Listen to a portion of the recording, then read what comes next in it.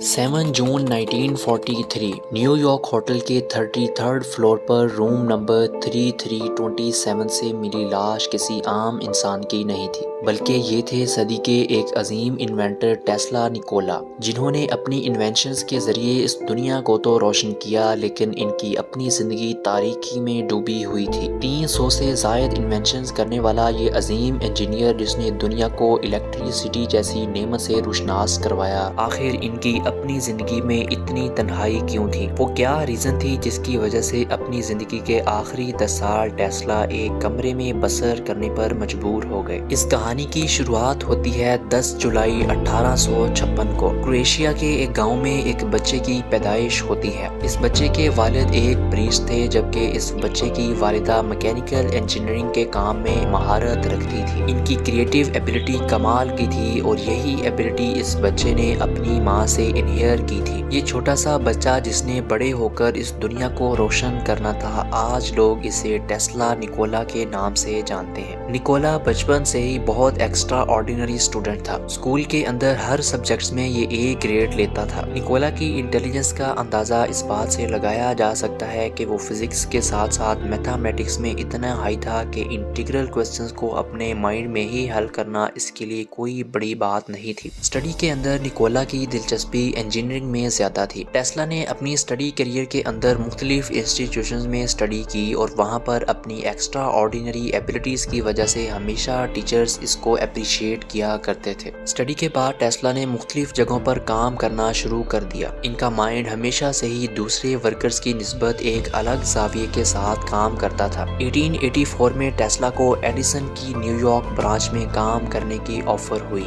ये ऑफर होते ही टेस्ला एक लेटर ऑफ रिकमेंडेशन के जरिए इस कंपनी को ज्वाइन करने अमेरिका पहुंच गए। अपने काम में कमाल महारत की बदौलत जल्द ही टेस्ला की मुलाकात इलेक्ट्रिक बल्ब के इन्वेंटर थॉमस एडिसन से होती है, जहां पर वो एक दूसरे के काम को करीब से जानते हैं और सराहते हैं। लेकिन टेस्ला को एडिसन के काम करने का तरीका बिल्कुल भी पसंद नहीं था, क्योंकि निकोला टेस्ला का माइंड शुरू से ही फिजिक्स के उसूलों पर मबनी एसी लाइट के ऊपर ज्यादा फोकस था। एसी करंट के जरिए एक लंबे एरिया तक इलेक्ट्रिसिटी को पहुंचाया जा सकता है, जबकि डीसी करंट जिसके ऊपर थॉमस एडिसन काम कर रहे थे, इसे महज कोई लाइट या बल्ब वगैरह ही ऑन किया जा सकता था। एडिसन जानते थे कि अगर टेस्ला निकोला एसी करंट बनाने में कामयाब हो जाता है तो ये डीसी करंट से कहीं ज्यादा बड़ी इन्वेंशन हो सकती है। इसीलिए एडिसन टेस्ला निकोला के काम पर ज्यादा तवज्जो नहीं देते थे और फिर कुछ ही महीनों के बाद टेस्ला खुद ही ये कंपनी छोड़ देते हैं। और फिर यहाँ से शुरू होती है एसी और डीसी करंट की असल war between Nikola Tesla and Thomas Edison. इस कंपनी को छोड़ने के बाद टेस्ला पर वो वक्त भी आया कि जब इन्हें दिहाड़ी पर काम तक करना पड़ा।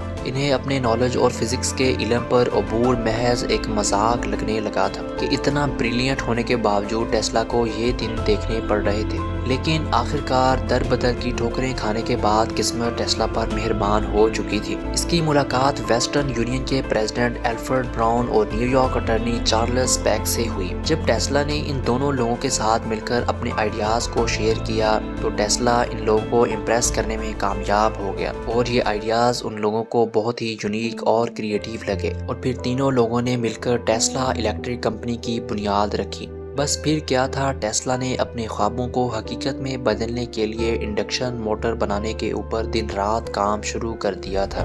और यूं कई सालों की मेहनत के बाद 1988 में टेस्ला ने एसी करंट का कॉन्सेप्ट दुनिया के सामने रखा।